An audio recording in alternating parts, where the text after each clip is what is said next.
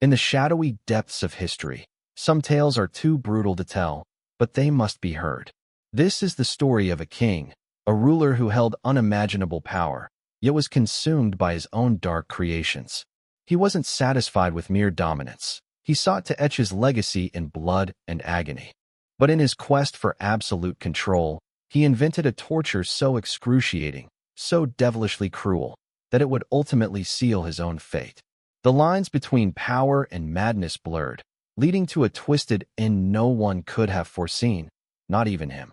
This is the harrowing account of a monarch who believed he could bend life and death to his will, but was instead undone by the very torment he unleashed. What drove a man to create something so inhuman? What would you do if the monster you created turned on you? The answers lie deep within the annals of history, and in the chilling consequences of a king's fatal invention. The story begins in the heart of medieval Europe, in an era where power was absolute, and kings were the gods of their realms. But as history would prove, not all kings were born to rule with wisdom or justice. Some, like King Rodrigo of the ancient Kingdom of Aragon, were destined to descend into madness. His reign began with promise. He was a skilled leader, a fierce warrior, and a ruler who sought to expand his kingdom beyond its borders. Yet, beneath the surface of his ambition, a dark seed began to grow. Rodrigo's obsession with control and fear became the driving force of his rule. He was not content with the loyalty of his people. He wanted their total submission. Not only did he want his subjects to bow to his will, he wanted them to feel his power in the deepest recesses of their soul. For this king, the idea of fear as a tool wasn't enough. It had to be a weapon. And from that twisted notion, he began to devise something truly monstrous. In the court of King Rodrigo, the whispers started. Advisors, courtiers, even the king's own family began to fear his growing obsession. He grew distant, consumed by his desire to master pain itself. His nights were restless, filled with visions of unimaginable suffering. No longer were his thoughts solely on conquest. Now, he craved something far darker. He was obsessed with crafting a method of control so cruel that it would leave the deepest scar, one that would never heal. His people would not only fear him, they would never forget his reign. The very idea of what was coming terrified those who heard it. The king, once a man of reason, was slipping away. He spoke of a device, a machine, a mechanism of torment that would be used on those who dared to defy him. His counselors, hearing the madness in his voice, begged him to abandon the idea. But Rodrigo was beyond reason. He became fixated on the idea that such a device could cement his place in history, not as a mere king, but as a god of suffering. Rodrigo's obsession led him down a path from which there was no return.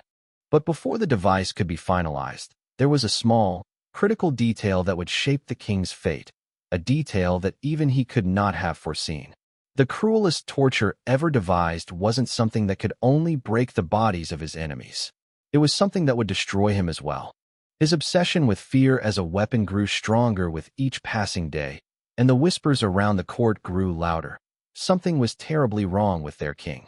The advisors who once stood in awe of his vision now recoiled from the madness that was taking root in his soul.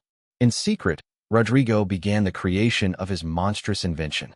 He summoned his most trusted engineers and craftsmen, telling them little of his true intentions. He spoke in riddles, urging them to create a device that could deliver unimaginable pain in a way that had never been seen before. The details were kept vague, intentionally so. Rodrigo feared that if the full scope of his plans became known, even his closest allies might turn on him. The device was a masterpiece of cruelty, something that should have only been whispered about in the darkest corners of the kingdom. It was a machine that would stretch the boundaries of human suffering, designed not to kill, but to break the will of those subjected to it. It consisted of a set of intricate gears, ropes, and pulleys, each crafted with cold precision. The victim was strapped in place, their body twisted into impossible angles, as the machine slowly turned and applied pressure in ways that could not be undone. The pain was not merely physical, it was psychological, designed to break the very spirit of the victim, to leave them begging for death. But Rodrigo was not satisfied with simply having the device created. He needed to test it. And who better to test it on than the criminals of his kingdom? It began with the lowest of the low, those who had stolen bread, those who had spoken against him in the streets. They were the first to feel the horrors of his invention. But as they screamed in agony, the king's satisfaction quickly turned to something more, a dangerous addiction. The first victim who underwent the torture was left alive, their body broken but their spirit intact, a fact that haunted Rodrigo. The king's obsession only deepened. If the device could break a person's body, surely it could break their soul. And that would be his true victory. Soon, word of the king's new method of justice spread across the land, and with it came fear, palpable and suffocating. People did not dare to speak against Rodrigo. But fear, as history shows, is not a permanent form of control. The more the king relied on his device, the more it consumed him, turning his once sharp mind into a shadow of madness. The king, now convinced that his torture was not only a tool of control but a key to his immortality in history, became more brazen. His obsession grew until it was all he could think about. The kingdom, once thriving under his reign, began to fall into disarray. The people were broken, and the nobles feared for their lives. Yet, Rodrigo did not see their fear as a sign of his reign's decay. Instead, he reveled in it. But there was a dangerous side to his addiction, a side that would soon turn against him. His invention, his greatest triumph, was about to become his most horrifying undoing. The whispers of Rodrigo's reign of terror grew louder with each passing day. His torture device, which had once been a whispered rumor among the people, became a grim reality. Those unfortunate enough to be subjected to it spoke of unspeakable agony, screams that could be heard echoing from the royal dungeon late into the night. Rodrigo's hunger for power seemed insatiable, but so too did his thirst for cruelty. He turned his invention into an institution, a standard of punishment that extended far beyond the criminals of his kingdom. As the device became more refined, so did his sense of control. At first, only the criminals were chosen to experience the torture, but soon, it wasn't just thieves or dissenters who found themselves strapped into the device. The king began to target anyone who dared to challenge his authority. From traitors to nobles who failed to show him the respect he demanded, no one was safe. As the device continued to break bodies and spirits, Rodrigo's reputation as a tyrant spread far and wide. But the terror did not end with the device. The mere thought of it became enough to silence the voices of the kingdom. People stopped speaking freely, stopped gathering in public spaces, stopped even thinking freely. However, in his pursuit to break the kingdom's spirit, Rodrigo failed to notice a shift. There are limits to fear, and a king who rules through terror is a king who inevitably breeds hatred. It wasn't long before those close to him began to question his sanity, then his decisions. His own guards began to speak in hushed voices, worried that they might one day find themselves strapped to the very machine that they'd helped him build. Rodrigo's mind, which had once been sharp and focused on conquest, now became consumed by the machine itself. It was as though the device had a hold on him, a grip so strong that he no longer saw the people he ruled as subjects, but as pawns in a never-ending game. And the more he used the device, the more its influence began to creep into every corner of his mind. There was, however, one major flaw in his design, a flaw that would come back to haunt him. The device was not only capable of breaking others, but it was slowly breaking him as well.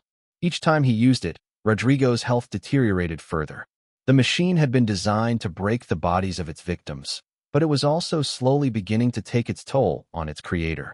His nights were filled with strange dreams, nightmares of endless screams, of the faces of his victims twisted in agony. The power he had once so fiercely grasped began to slip through his fingers. Still, Rodrigo pressed forward.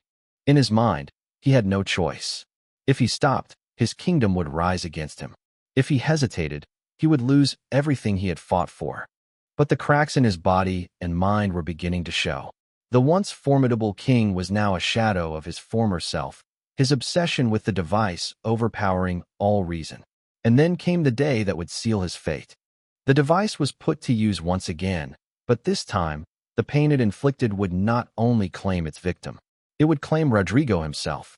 Rodrigo, now visibly weakened, seemed oblivious to his own decline. His body, once powerful and imposing, was succumbing to the toll his own cruelty had taken. His face had grown gaunt, his once sharp eyes clouded by fatigue and madness. The very hands that had once commanded armies now trembled as he gripped the throne. His obsession with the torture device remained the only thing keeping him tethered to his throne. It had become his sole focus, the only thing that still gave him a sense of control. Despite his failing health, Rodrigo continued to use the device, driven by the need to prove his dominance. His advisors, now too afraid to speak out against him, watched in silence as the king's madness spiraled. They had seen the effects of the device on the prisoners, how it shattered their bodies, and how it broke their spirits. But they failed to see that the king was no different. Each use of the device on his subjects was like a poison in his own veins, and the more he inflicted suffering, the more it consumed him. His enemies were not just the criminals, the traitors, or the rebels anymore. They were the very forces inside him, the decaying remnants of the man he used to be. Rodrigo became a tyrant not just to his people, but to himself. His body grew weaker, his mind more unhinged. The once proud king, who had commanded fear and respect, was now nothing more than a shell of the monster he had created. He could feel his heart grow heavier with each passing day. His once unshakable will was faltering, and yet he refused to stop. The idea of relinquishing the power he had built through terror was inconceivable to him. He couldn't bear the thought of losing control, of being seen as weak. So, he pushed forward, demanding more, taking more, using his own creation to secure his rule for eternity. But the kingdom was beginning to suffer. The people, oppressed by fear and constant violence, were on the brink of revolt.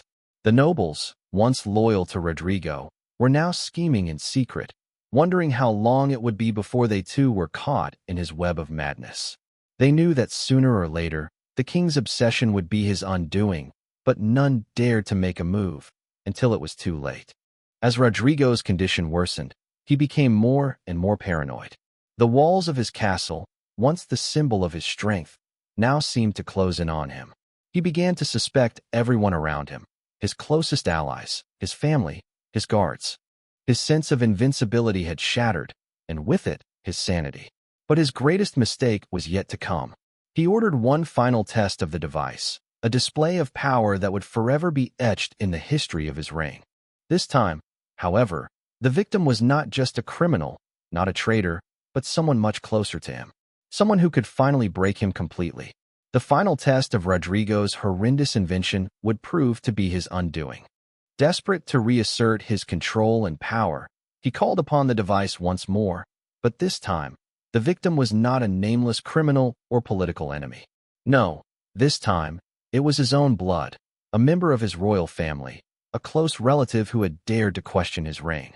The king's paranoia had grown so immense, his cruelty so ingrained, that he was willing to subject even his own kin to the torture he had created. The order came with cold efficiency. His nephew, a young man who had once admired his uncle's rule, was to be strapped into the device. Rodrigo had justified it to himself as a lesson, a way to demonstrate to the court just how far he was willing to go to protect his throne.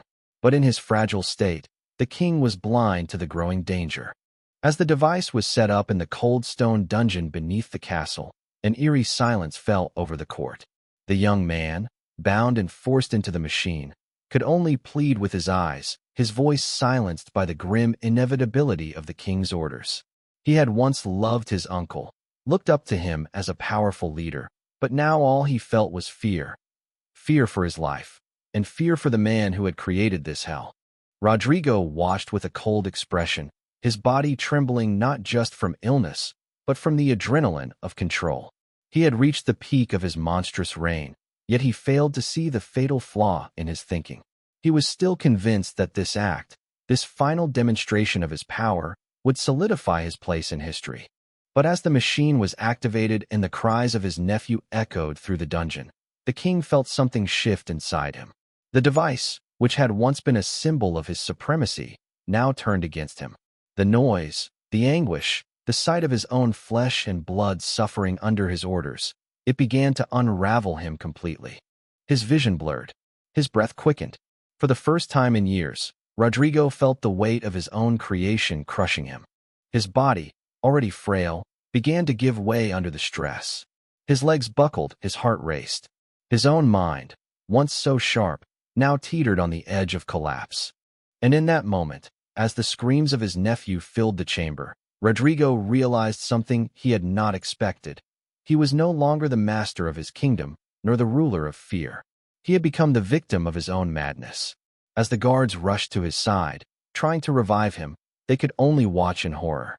The king, who had once controlled life and death with a mere gesture, now lay on the cold, hard floor of the dungeon, broken, defeated by the very power he had sought to wield. His creation had consumed him. His legacy, built on suffering, had led to his destruction. But that wasn't the end. The aftermath of Rodrigo's death would echo through the kingdom in ways even he could never have imagined. The damage he had inflicted upon the land would be felt for generations. His reign of terror may have ended, but the horrors of his invention lived on. Rodrigo's death did not mark the end of the suffering he had unleashed. In the days following his collapse, the kingdom was thrown into chaos. The nobles, once too afraid to defy him, scrambled for power, each seeking to claim the throne for themselves. But the memory of Rodrigo's cruel reign lingered like a shadow, casting doubt and fear on anyone who might try to seize his seat. As his body was laid to rest, his invention, the device that had broken so many, including him, remained in the dungeon.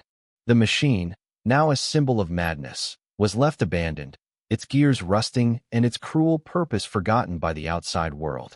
But within the dark stone walls of the castle, it still stood, a grim reminder of the horrors it had once inflicted. The kingdom, though free from Rodrigo's grasp, was left to pick up the pieces of its broken soul. His people, who had once trembled in fear of their king, now mourned not just the death of a tyrant, but the death of their own humanity.